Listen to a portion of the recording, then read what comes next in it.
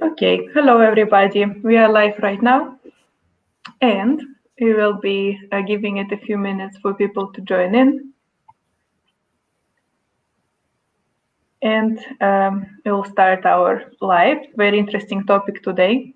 I'll put the banner about the links in the comments just in case. So once again, for anyone joining in, there might be some spammers that will be putting some links in the comments. Please do not click them. You don't need to register for this live. It will be available even after it finishes as a recording. You can share it.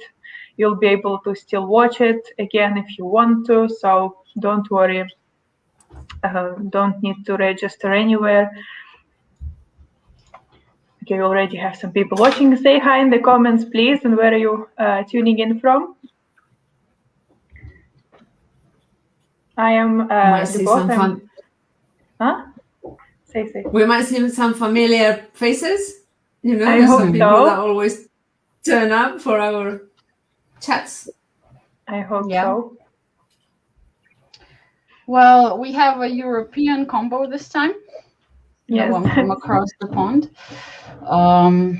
We are from the Czech Republic. Martina, I'm from Slovenia. Ljuba is currently in Bulgaria, although she's from Russia, and Leti is from Spain. And now that we've told you where we're from, you can tell us where you're from as well. And how is the weather? We always discuss it, so please. Oh, hello, Susan. South Africa here. Very interesting. Wow. Hello. South Africa, that's great. Wonderful.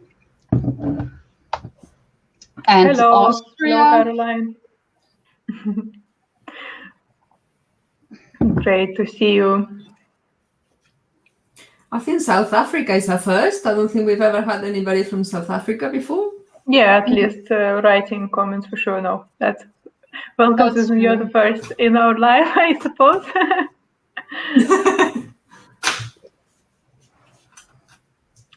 All right. I think we can give it a couple more minutes, and then we'll just begin with introduction and questions. Hello, Irina.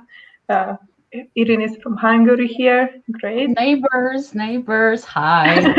Hello.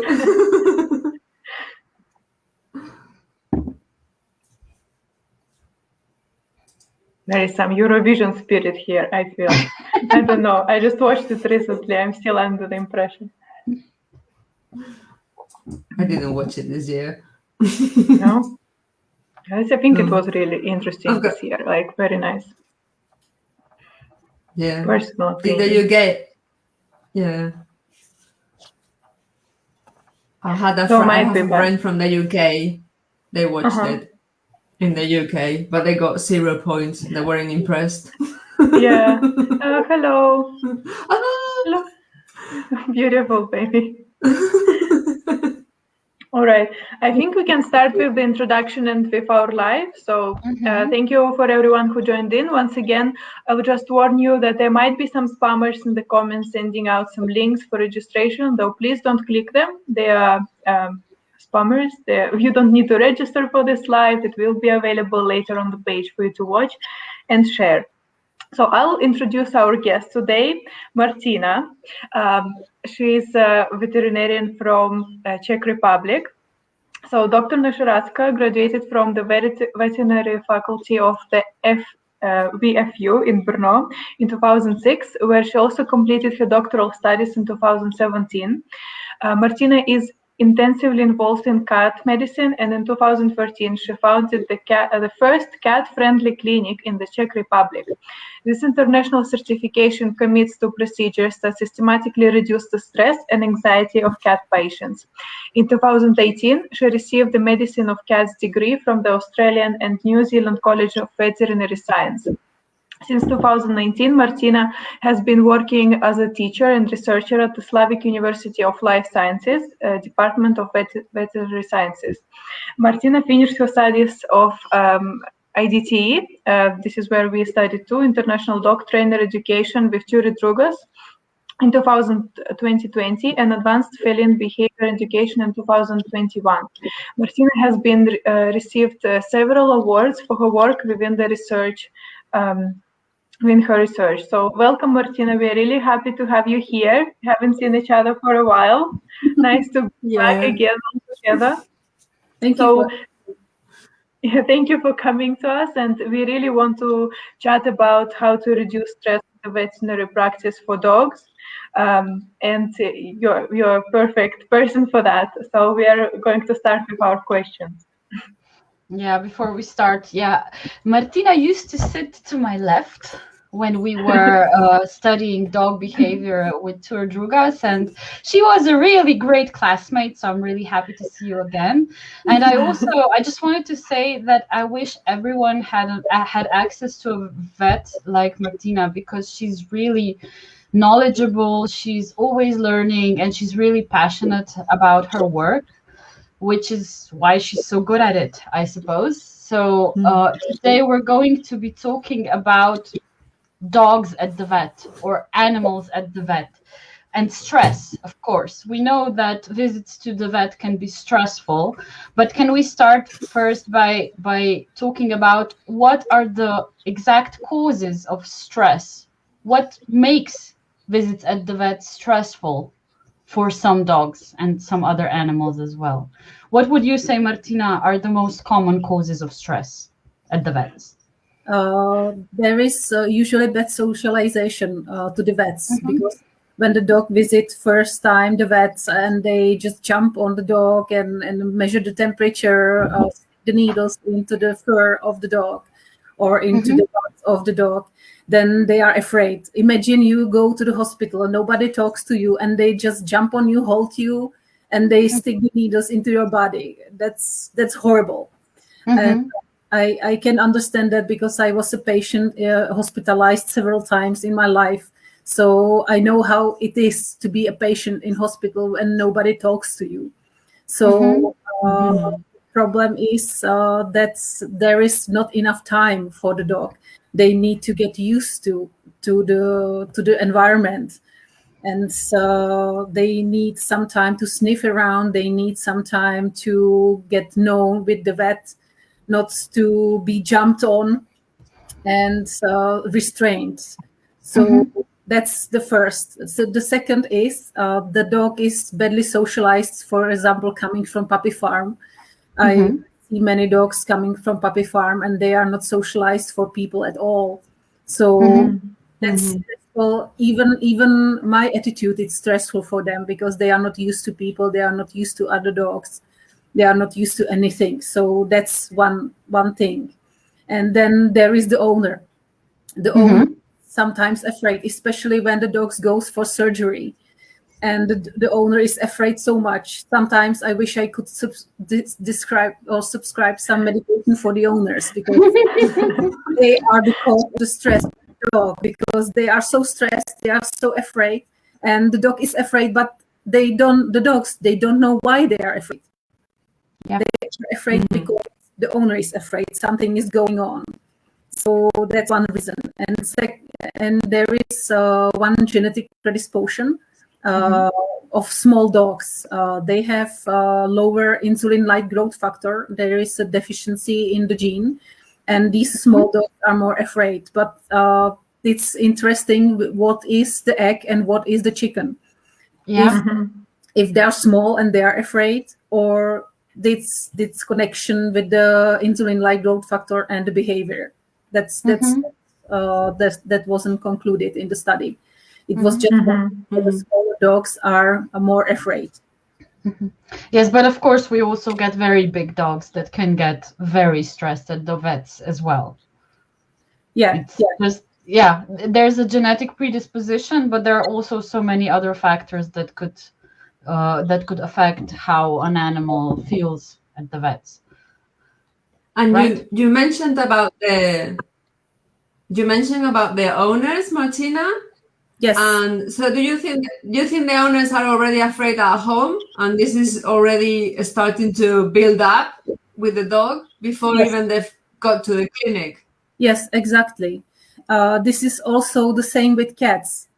the owners are afraid, and they are, the more it's closer the appointment, the more they are afraid.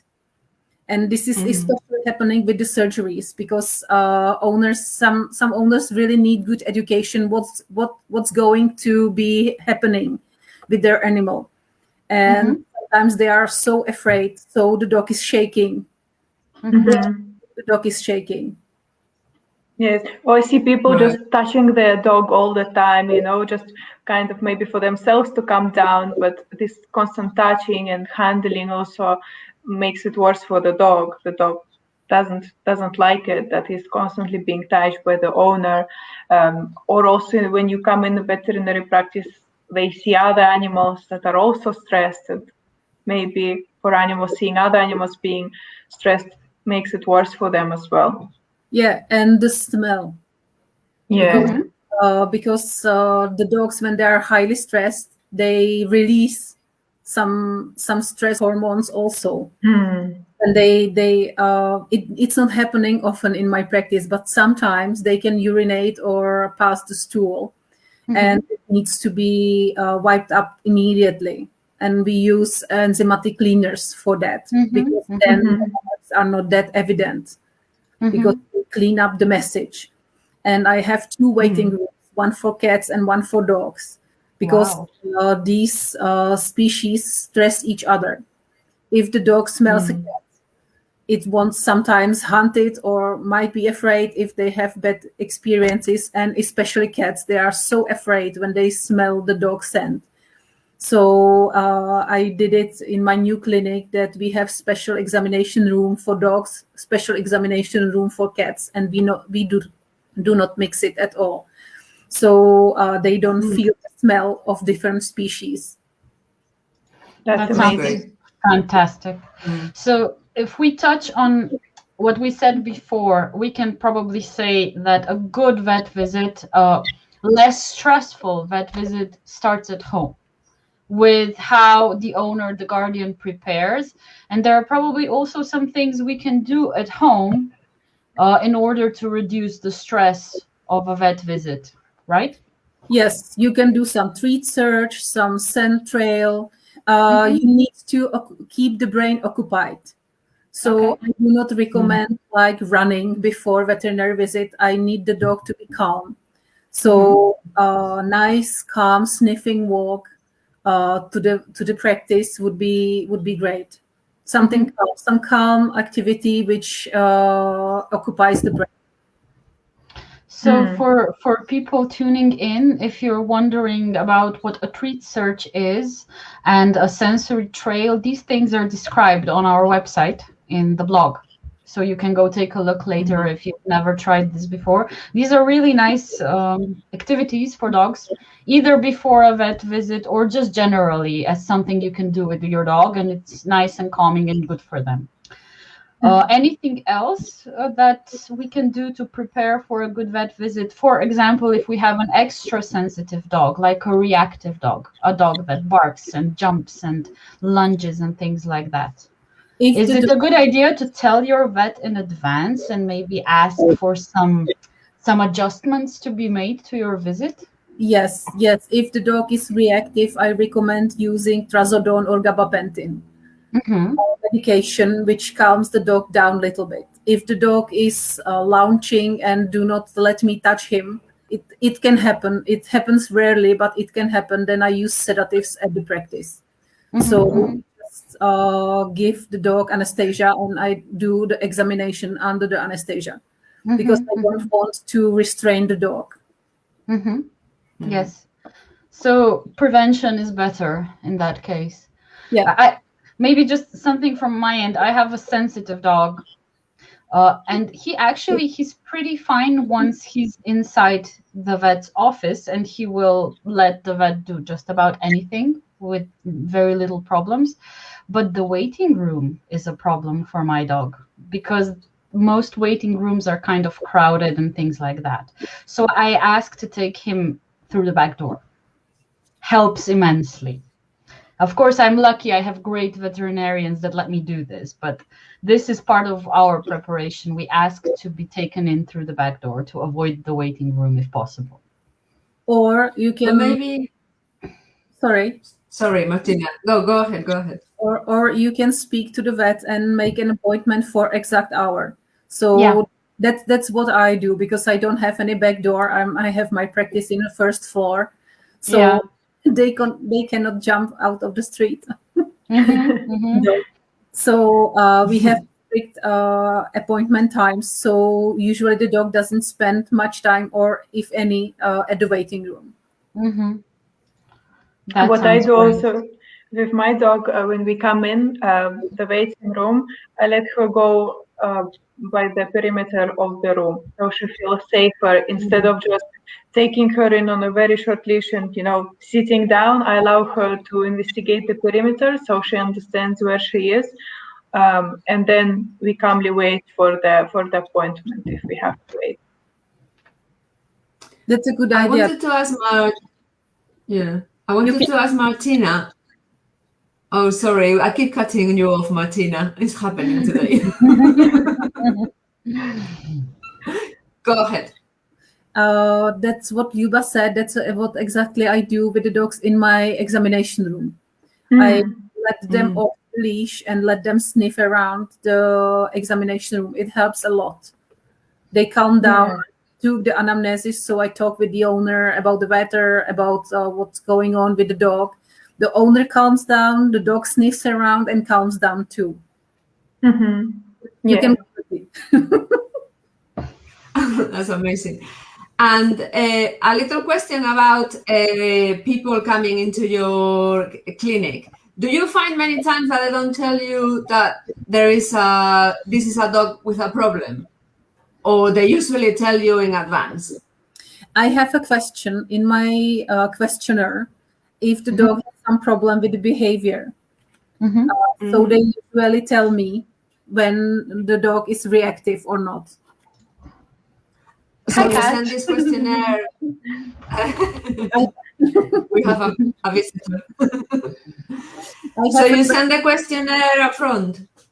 Yeah, we usually send, because we have appointments. So the people usually call to my practice to make an appointment. If they are coming first time, they get the questionnaire with the questions like, when was the dog vaccinated? What is he eating? Where he's come from? Does the dog has any behavior issues? What's the health status of the dog? How he passes the stool? How is the urine? If he vomits. So it's like 2 pages questions. Wow. And we fill it in even before the owners come. So usually we know if the dog is reactive or not. That's great. Because I think you've got a dog with, a problem, and they don't tell you, and they come in, and then it gets even worse, doesn't it? It's sometimes what is happening when the visits. Yeah. Sometimes it happens. Sometimes they punish the dog and they don't tell me. So the dog behaves all right. And when I want to take X-rays, the dog suddenly bites me. And I was because the owner didn't say anything. And when I asked about the dog behavior afterwards, they said, yeah, we punished the dog because of he's doing this and that. And then I realized the dog gave up on talking, because the most important thing is to read calming signals.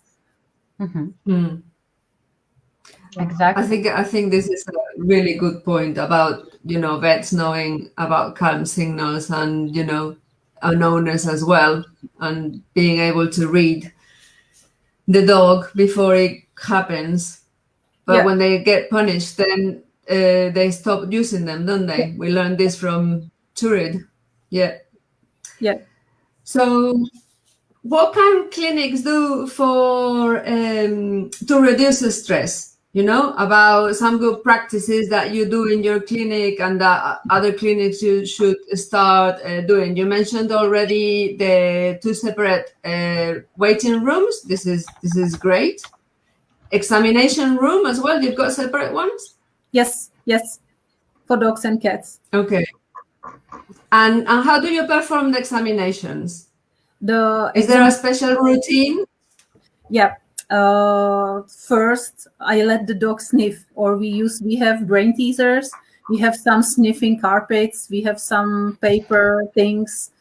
So we let the dog to be relaxed a little bit, or we just do treat search if the dog is not interested in the sniffing carpets.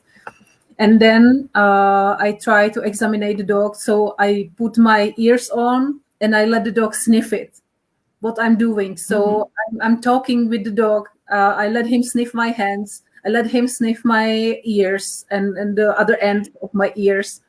And I'm talking the whole time. I'm talking to the dog with the calm way. So the talking is more for the owners, so they calm down. But when I use my calm voice to talk to the dog, they usually calm down too. And I count down the heart, count down the breaths, palpate the belly. Usually my nurse is helping me, giving a treats to the dog while I'm touching him. Sometimes when we need to measure the temperature, my nurse is feeding the dog, I'm measuring the temperature, or vice versa.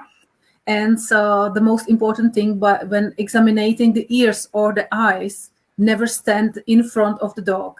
Usually, you can see it in my brochure, which I provide you. We will link it. Yes. Standing behind the dog when I examine him. I never stand in front of the dog because it's threatening for them. And I never bend over the dog. That's sometimes mistake which my colleagues do. They bend over. So the dog feels threatened. So I usually sit on my knees, and I'm going on my knees around the dog. And it's really small. We put him on the table. But usually I ask the owner where the dog will prefer to be examined.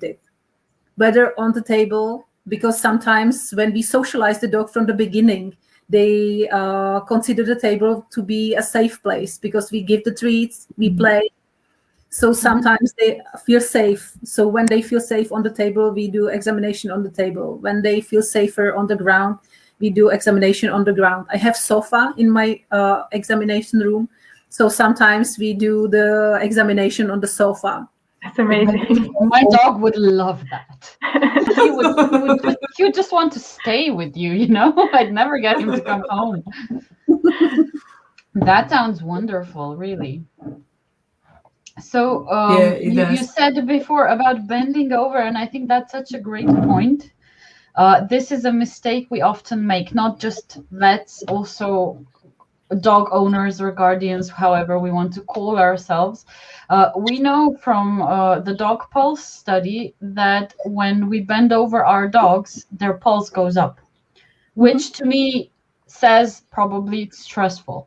Even if it's their owner doing it, the person they trust, it's still more stressful for the dog if we are bending over him or her than if we are, for example, squatting next to the dog or sitting. So for everyday tasks like putting on the harness or things like that, it's much better to sit down or to squat down than to bend over. It's not just, this is a good tip for everyday life, not just for the vets. And yeah, for vets as well, I think this is great. It's a great tip for anyone who's working with dogs, basically, in any job, or even for owners. And I forgot to mention one important thing. When I approach the dog, I do it with curve. Yes. I go straight. And my employee are told never go straight to the dog. And everybody needs to be calm, not running. Slowly moving. And so when I approach to the dog, I usually sit on my chair and I hold my hands to the dog. So I do something like bow position. So I'm inviting the dog to communicate with me with the bow position. And it's funny because owners don't see this. So I'm not that mad or crazy for them. When I'm communicating the dog's way. You're basically having two conversations at once. You have a conversation with the owners, and then you have a secret conversation with the dog at the same time. Yeah, exactly. And I like what you mentioned, that it's important how your body is positioned. And when I'm working with dogs, I also am very careful about my gestures. Sometimes I tend to use my hands a lot and do this kind of gestures, but when I'm near a dog, I'm very careful about that. I don't want to use any big gestures. It might be scary for dogs if we throw our hands. So yeah. I'm lucky I have my chair and computer, so I put my hands Yes, down, so I'm not doing any big gestures. Sorry, Letty. that's good. No, here in Spain, I'm seeing more and more vets that are doing the examination on the floor, and this is great because only up till a few years ago they insisted that you put the dog on the table, and you know, some of them get really scared. So that is nice to see. But I don't know any clinic that has 2 examination rooms and 2 waiting rooms and anything like that, or a sofa. You're amazing, Martina. It's really amazing. And what we also wanted to ask how you do the more complicated procedures like ultrasound when the dog needs to be in a certain position.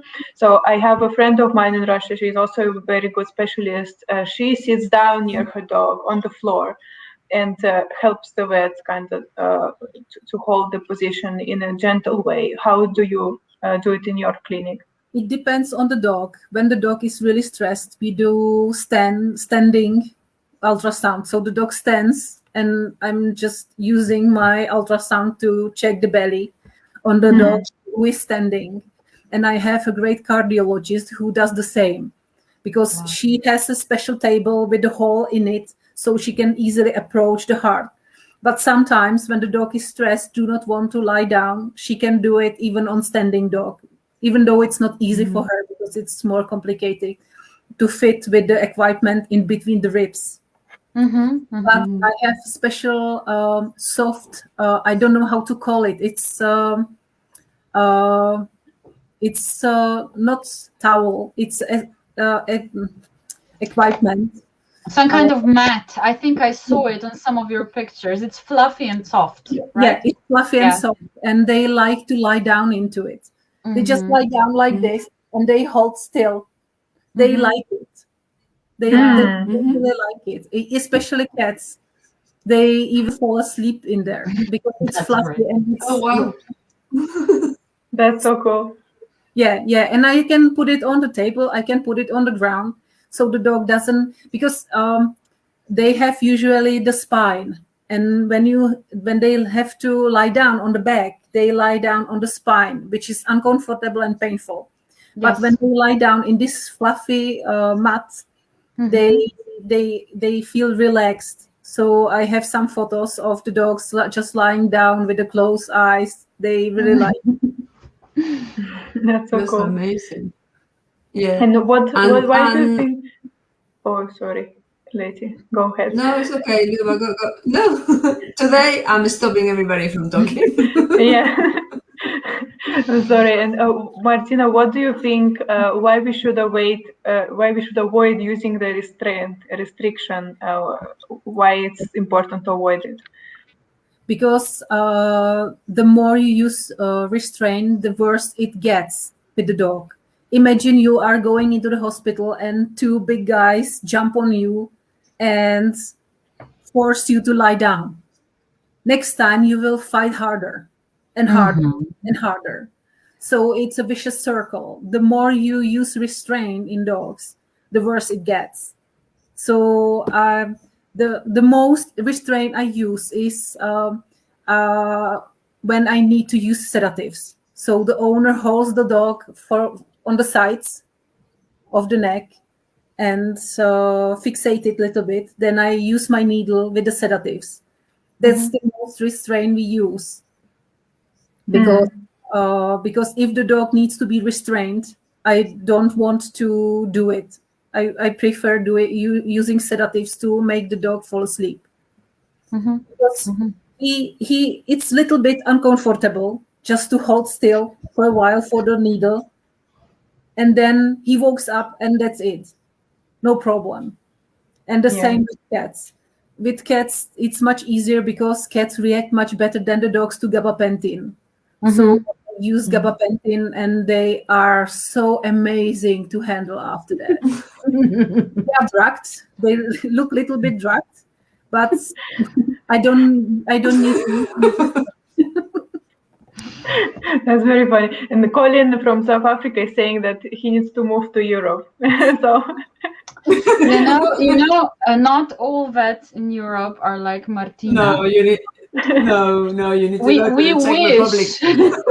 We wish all vets in Europe were like Martina, and maybe someday she will teach them all her ways. And that's why we're here talking about these things. They're really important. And we mentioned once before that there is a booklet that Martina made, and it's about all of these things that we're talking about. It's good for owners, but I think it's especially good for vets. So if you want to read about these practices, you can find the booklet on our website, smilenglish.com, at resources. So we just put it there today, and you can find some good ideas. If you're a vet, maybe you're working at a vet clinic, that's an interesting resource for you. So yeah, I just kind of cut in a little bit. Sorry, girls. We were talking about procedures that require the dog to stay still. And we were talking about restraint. So you're saying no to restraints with a very good reason. And another good reason is in brachycephalic dogs, the dogs with short noses. Because I was working in revision commission of veterinary chamber. And one of the vets got punished because he restrained this dog, and the dog died. Oh my God! Oh no! Because they cannot breathe, and if you restrain such dog, lie down on him like this, and restrain it on the table. We were taught at school to do it with dogs. The dog cannot breathe properly and can die. So I don't like restraining at all. I use the owner is gently holding the dog. That's the most we use. If I need to draw the blood from smaller dogs, I use the vein here, the jugular vein, because it's much more quicker. And we use local anesthesia for blood drawing. So before I stick the needle, I put some cream there. And so we wait 15 minutes, and then the dog even doesn't feel anything. That's great. It's amazing. Yeah. It does take a little bit more time. I think what a lot of vets and people are concerned with, that if you start implementing all those techniques, the vet visit will take forever. So what do you have to tell to people who think this? We usually take appointments every hour. If it's vaccination and it's not first time, half hour will be fine. But usually I take 1 hour for appointments. Yeah, so it's enough for you to do everything. That's amazing. Yeah. Lesia, do you have more questions? I do have more questions, because I know Martina has qualified as a low stress handling vet for cats, and I wanted to know if there is something similar for dogs. Yeah, reading the behavior of the cat, because you need to know if the cat is going to jump into your face and scratch your eyes out, or if the cat will be fine. So that's cats can be really dangerous. Even dogs can, but cats are really quick in the response. Like 1 second you have cat which is all right, and the second you have a cat which is naily and teethy monster jumping on you. So in cats, I need to use towel to examine them, because some of them needs to be hide up. So it's different with the dogs. Dogs are not tend to hide up. They want to be holded, for example, on the lap of the owner, but they are not like you need to use towel to examine them. No. But gentle examination is important. Yeah, and you did a specific degree for your handling, didn't you? For the A stress, certification. a certification for cats. You did that. Yeah.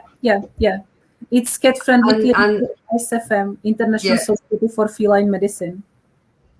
Okay, and is there a similar thing for dogs? Does it exist, or nobody's doing that yet? Nobody is doing that yet, but I already told Ture that it would be great because dog owners know which clinic to visit to be dog friendly handled. Yes. Amazing. Yeah. Let's hope we have something like this in the future. It would be really helpful. And do you have actually clients like the dog guardians asking for advice on this, how to make it less stressful? Do you see people start thinking about this? Like how to make it visits less stressful, what they can do from their side? Yeah, they are. I have many clients coming to me because their dogs weren't able to be handled by the vet. They were told that the dog is untouchable, or they were afraid to visit a veterinarian. So I have clients like this, and sometimes they ask me how to prevent the dog from stress. So we talk about to be calm and so on. That's great. And I think we have a last question, right? Letty, it's yours. Yeah, and Okay. by the way, if anyone has any questions for Martina, do put them in the comments. Yes. We've had some very lovely comments, but they're mostly just commenting. So if you have any questions or anything you want to find out, now is a good time to ask your questions. Yeah, we wanted you to tell us about some education resources that maybe people can go on to check and find out more about all these topics that we've been talking about. Yeah, practical advice, maybe. I recommend PDTE webpage because there is a really nice blog recommended on Nice Calm Walks or Smiling Leash webpage. Thank you. or there is information also about nice walks. And so study calming signals. I recommend the book from Ture Turuga's Calming Signals, because I call it Bible. When I treat the problem behavior with the dogs, I usually recommend the owners to start reading this book at the first place, because they need to understand the dog first, and then we can correct the behavior.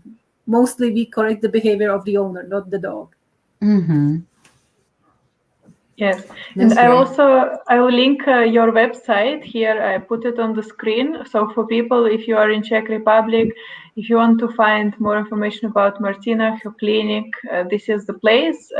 She also has a lot of articles there for you to check. So that's a great website there, Martina. Thank you. I have one more question.